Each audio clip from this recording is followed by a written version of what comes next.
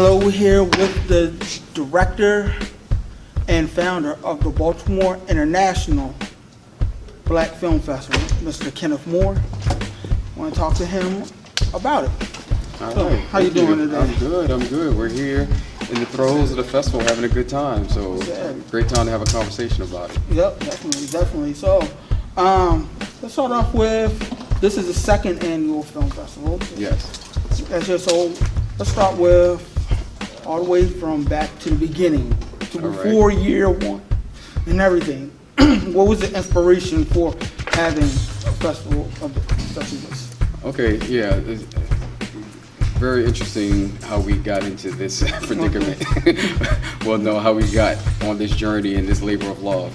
I've been a long time enthusiast and appreciator of independent film, independent cinema. I've been a supporter of film through the various different organizations here in Maryland and in the region and across the country. I've traveled to various different film festivals appreciating these fine works.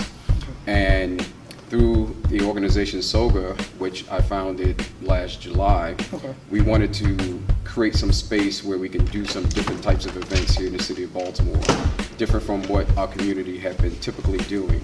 So out of that desire, we created several smaller events, and then we had a desire to bring a film to the city of Baltimore starring Monique last year called Blackbird.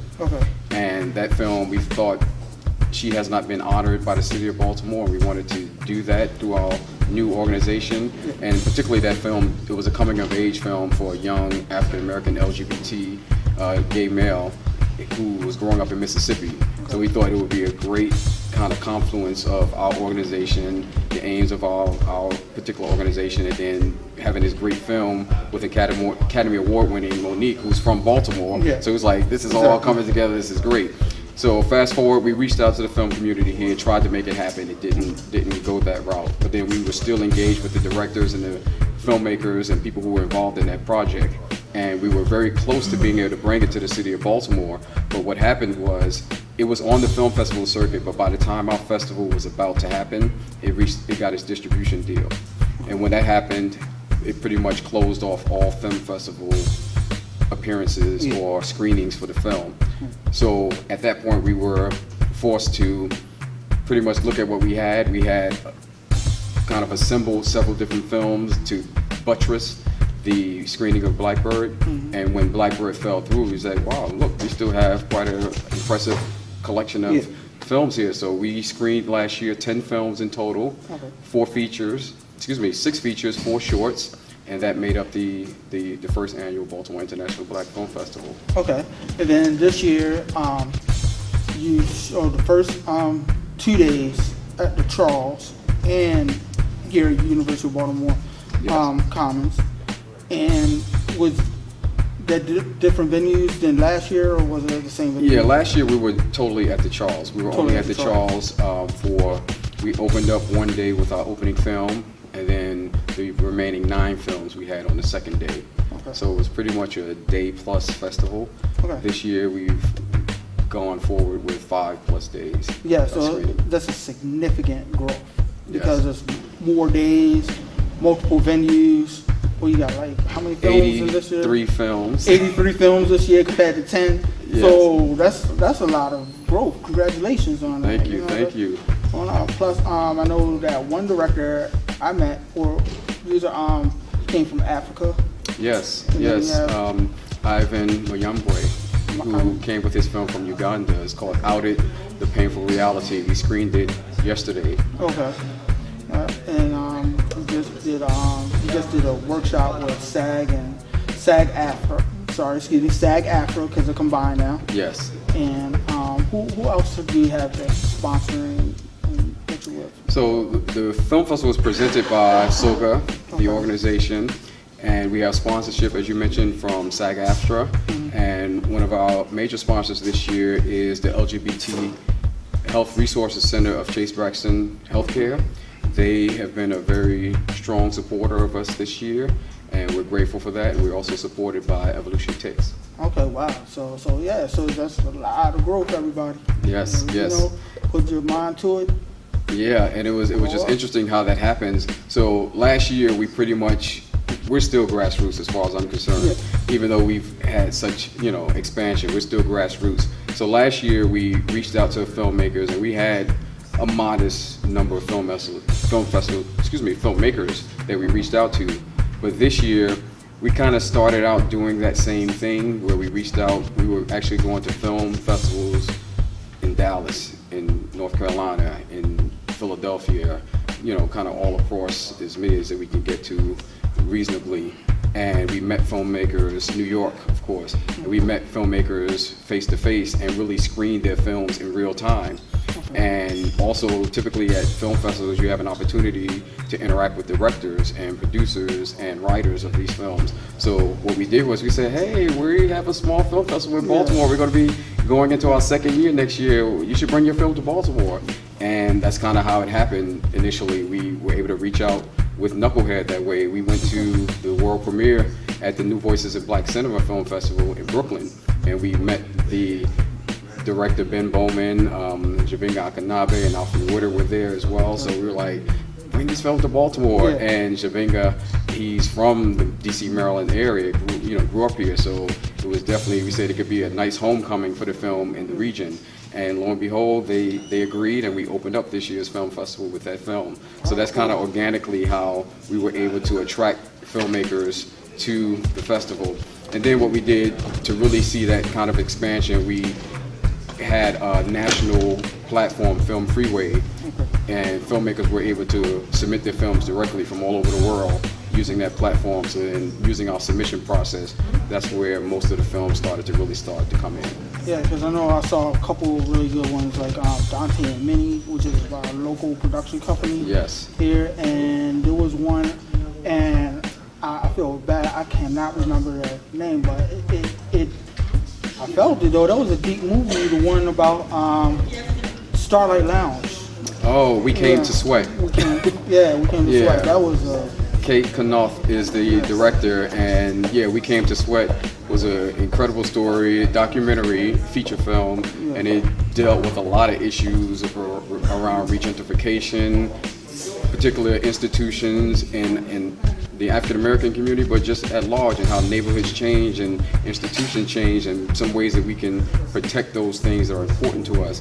One of the reasons why we really want to have the festival as well, the theme this year is Real Unity. Last year we held the festival under the banner of Bridging the Gap. We wanted to bridge the gap between our youth, our activists, different disparate communities here in the city of Baltimore and beyond that sometimes feel like they're divided, the LGBT community, of course, and we wanted to bridge the gap and bring these communities together. So that's why in most of our screenings you'll see a pairing of films, and oftentimes those films don't necessarily have the same themes. So what we want to do is, even with the pairing of films, we want to use those pairings as a way of having conversations and bringing groups together that have different perspectives that are similar in a lot of ways, but they don't see the similarities. So through our programming, we endeavor to have those conversations and pretty much foster that real unity that we want to bring about. And we see the film festival as kind of a forum, a dialogue, and we're using film as the conversation starter to have those dialogues that we should have. Got you, definitely. And then I feel like let's talk a little bit about your other program company, I guess, SOGA. Yes. Let's talk about SOGA. Okay, so as I said, SOGA was founded on the principles of brotherhood, leadership, activism, community, and knowledge. And to date, we've had several events. By and large, the film festival is one of our bigger events, but we also had a youth fashion event called Fallback that was founded this year by another SOGA, by the other SOGA co-founder, Jacob Pierce. Through his love of fashion and also his desire to want to give back to Baltimore City youth, particularly after the uprising, we came together and had this proposal of, let's use a fashion event as a way of engaging young people here in the city of Baltimore, giving them something to do and making them aware that people here in the community, adults, us grown folks, so on, quote unquote, we believe in them, we want to invest in them, we cherish their potential and what they can do. So he came up with this idea of this Fallback Youth program, and it was a youth empowerment event. So what he wanted to do was not just have a fashion show, but he wanted to instill with them various skill sets that they would need to know event planning, hair and makeup, self-esteem, because you know, body image and body consciousness is very, you know, you have to have a hard, you know, tough skin if you stand before somebody and say, I want to get into fashion, I want to be on the cover of magazines. You're going to get many more no's than you get yeses. Okay. So we wanted to prepare young people for that. So he wanted to do that, and then ultimately equip them with all the skills that they needed to run, organize, and put together this fashion show. And he did that. We had great involvement from the community. We collaborated with the Mayor's Youth Commission, and we had scouting or casting calls, if you will, at various different block parties that the mayor had, and that's how we were able to attract young people. They came together.